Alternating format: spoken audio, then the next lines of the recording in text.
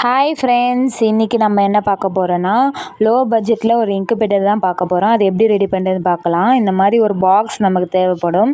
Next நம்ம வந்து bulb அது சொருவத்துக்கு வந்து ஒயரோடு எடுத்துக்கிறோம். அண்ட் அதை அளவு வச்சு அதை வச்சு சைஸாக நம்ம கட் பண்ணிக்கலாம். பல்பு வந்து உள்ளே போகிற அளவுக்கு உள்ளே கரெக்டாக ஃபிட் ஆகிற அளவுக்கு நம்ம வச்சாச்சு. நெக்ஸ்ட்டு பேஸில் வந்து நம்ம மரத்தூள் தான் வந்து போட போகிறோம். அதுக்கப்புறம் நம்ம இன்குபேட்டர் ஆல்மோஸ்ட் ரெடி ஆயிடுச்சு. அதுக்கப்புறம் தான் நம்ம போய் முட்டையே வாங்கிட்டு வரோம். பக்கத்து கடையில் போயிட்டு வாங்கிட்டு வந்தோடனே முட்டைலாம் ஒரு சைஸுக்கு இருந்துச்சு. அதெல்லாம் நம்ம பார்த்து செக் பண்ணிவிட்டு நம்ம வந்து இன்குபேட்டரில் வைக்க ஆரம்பித்தாச்சு. அதுக்கப்புறம் நம்ம இன்குபேட்டருக்குள்ளே வைக்க வந்து ஒரு கிண்ணத்தில் வந்து நம்ம தண்ணியும் வச்சாச்சு.